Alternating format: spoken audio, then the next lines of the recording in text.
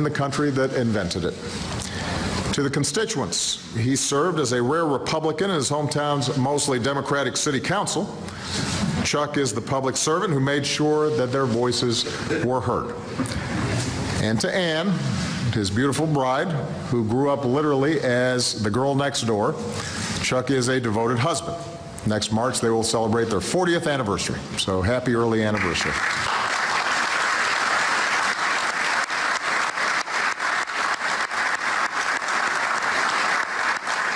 So in a lot of ways, Chuck Kettles is American.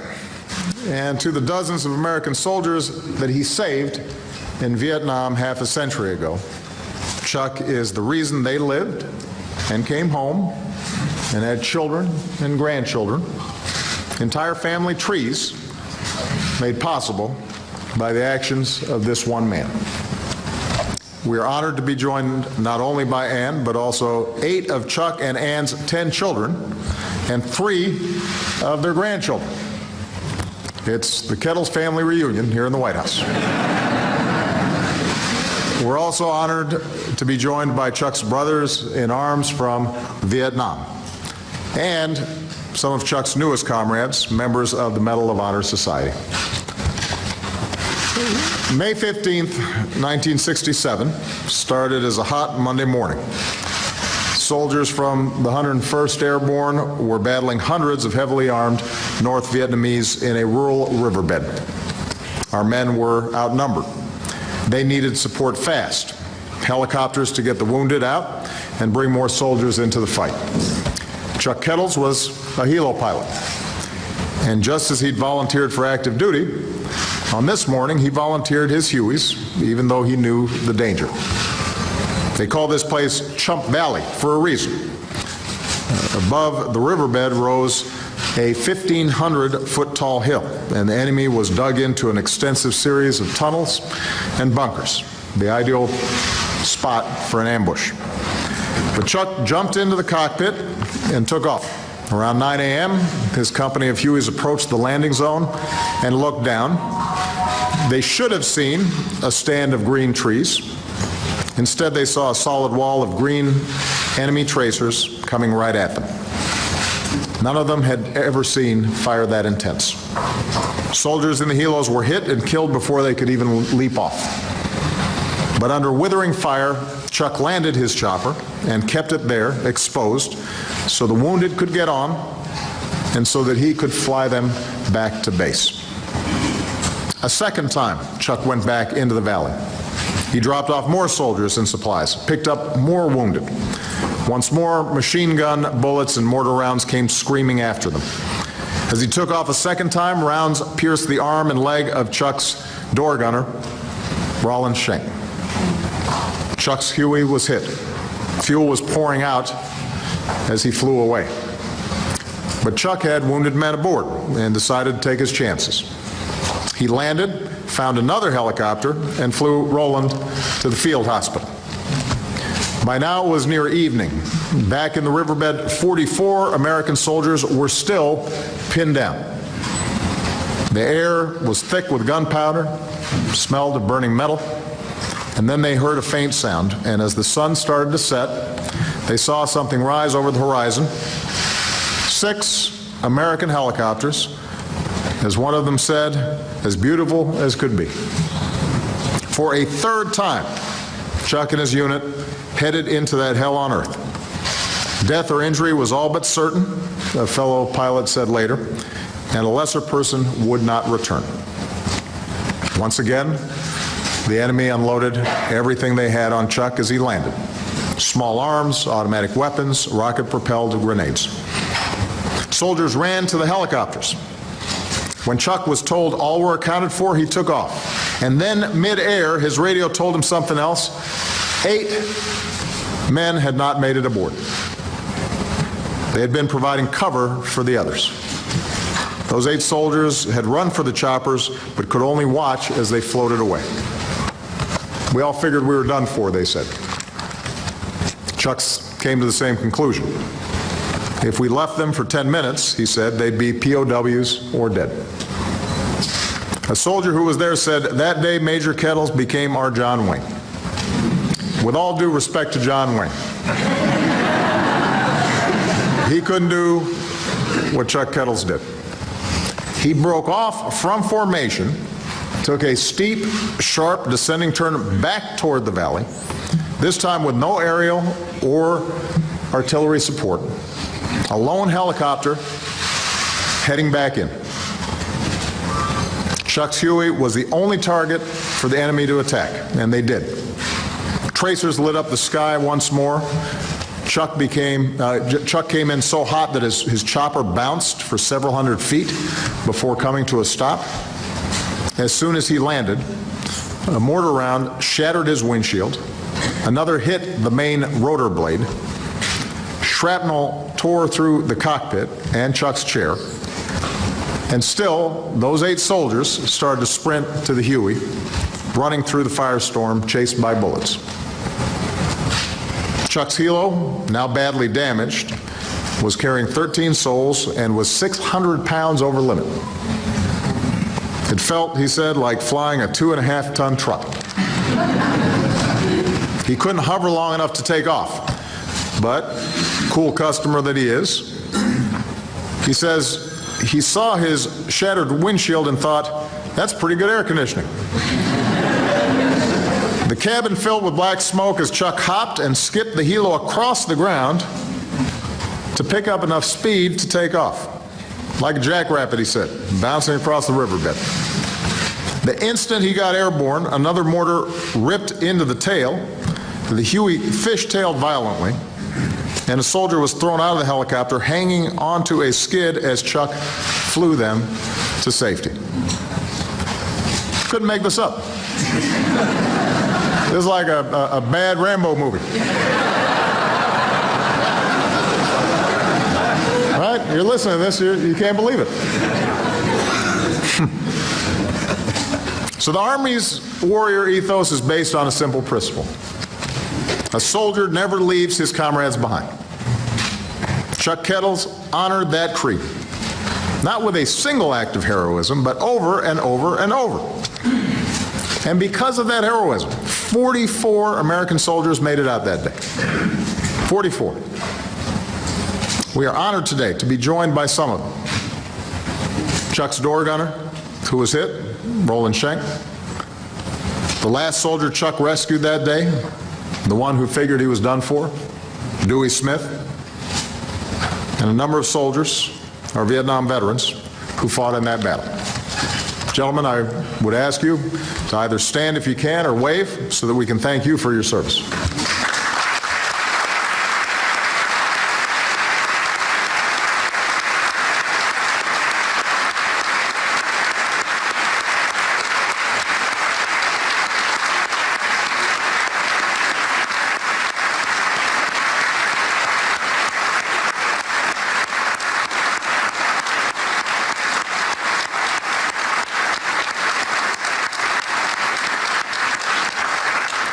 Now, Chuck's heroism was recognized at the time by the Army's second highest award for gallantry, the Distinguished Service Cross. But Bill Villano decided Chuck deserved an upgrade.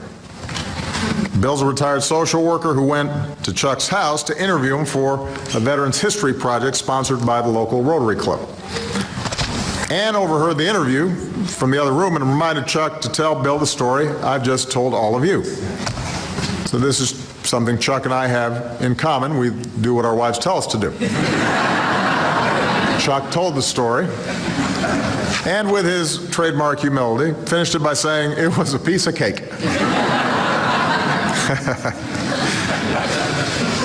Bill, hearing the story, knew it was something more, and he started a 5-year mission along with Chuck's son Mike, a retired Navy pilot, to award Chuck the Medal of Honor.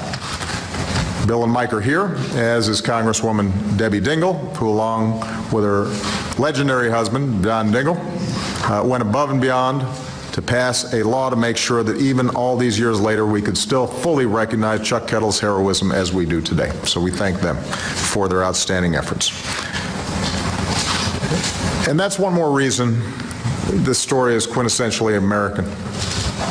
Looking out for one another. The belief that nobody should be left behind. This is this shouldn't just be a creed for our soldiers. It should be a creed for all of us.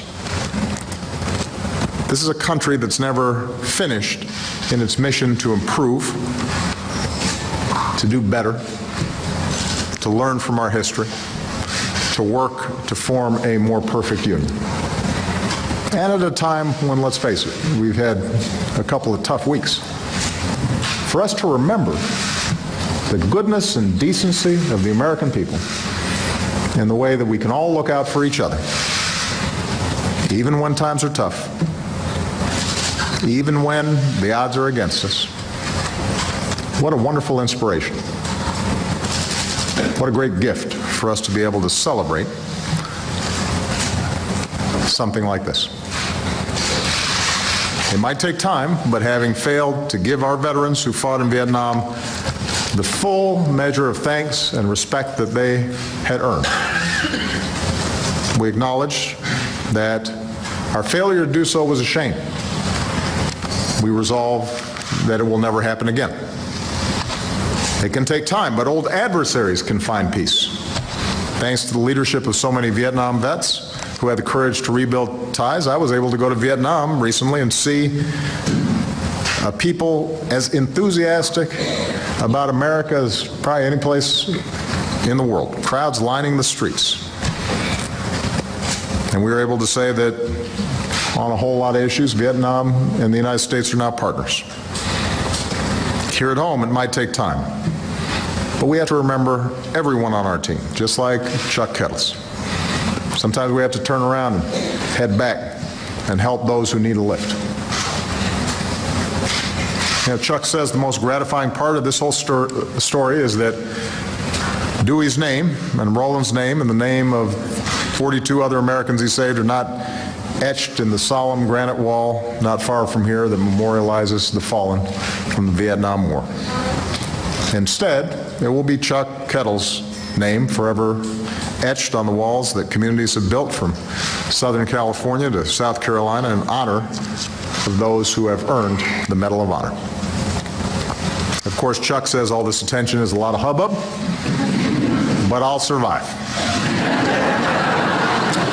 Chuck, you've survived much worse than this ceremony.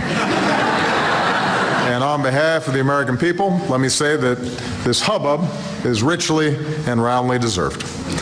As the military aide prepares to read the citation, please join me in saluting this proud American soldier and veteran who reminds us all of the true meaning of service, Lieutenant Colonel Chuck Kettles.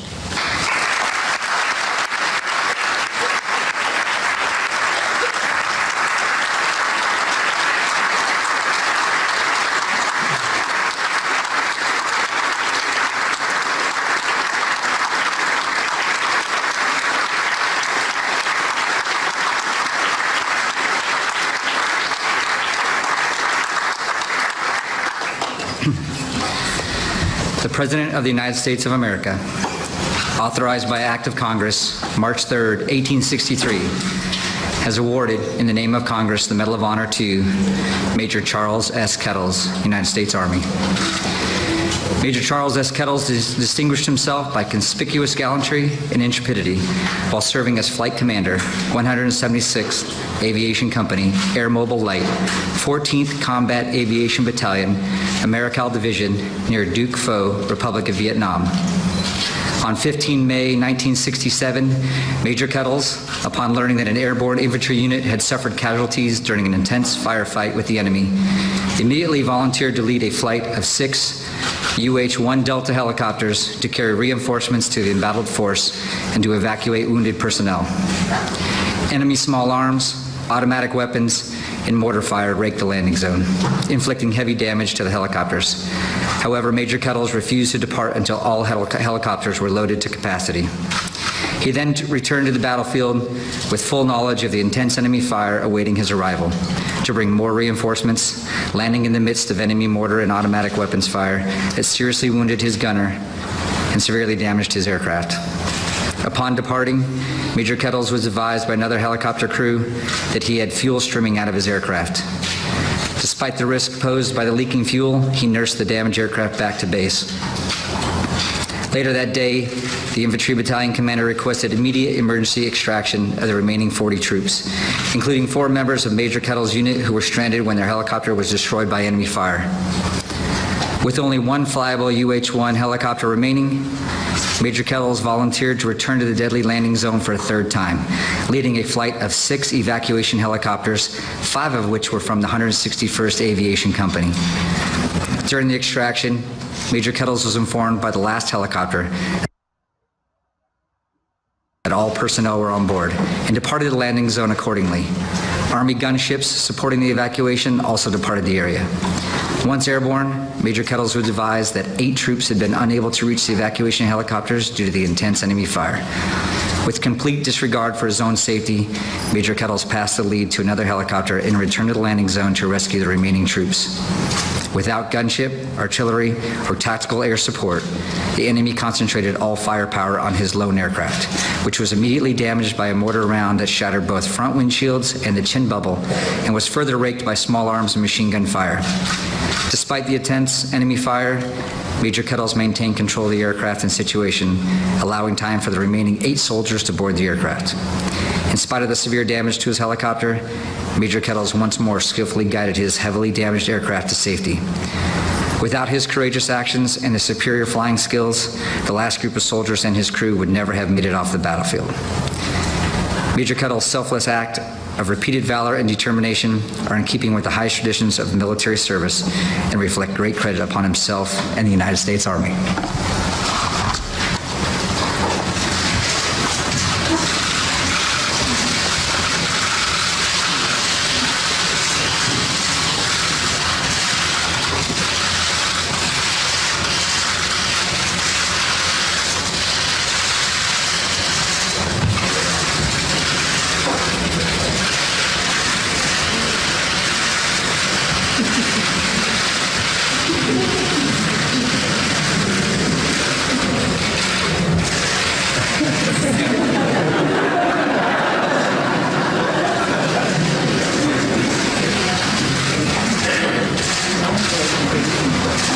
Let us go forward with joyful hearts with these words. Be not afraid, for I have redeemed you. I have called you by name. You are mine. When you pass through waters, I will be with you. Through rivers, you shall not be swept away. When you walk through the fire, you shall not be burned, nor will flames consume you. Let us now go forth into the world in peace, dedicated to your service. Amen.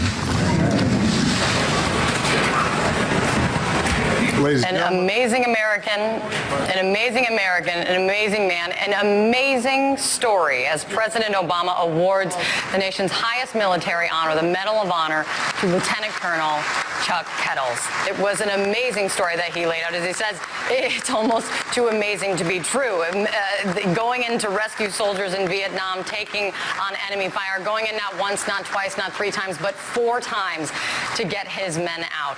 We're getting that amazing award today. He said the message, President Obama said the message is, we leave no man behind. That was the message from Chuck Kettles. And he also said that's a message that applies today, acknowledging in the president's words, we've had a tough couple of weeks, is how he said it, saying that we can and should look out for one another. There from the White House, Chuck Kettles, Lieutenant Colonel Chuck Kettles, we salute you today. I'm going to take a moment for that, and then we're going to get back right here to Cleveland, where we're watching the Republican National Convention is getting ready to kick off. And we're also watching any moment for another live event. Hillary Clinton will be giving her first remarks since the deadly police ambush in Baton Rouge. She's expected to talk race and talk policing. We're going to bring that to you live when it happens. We'll be right back.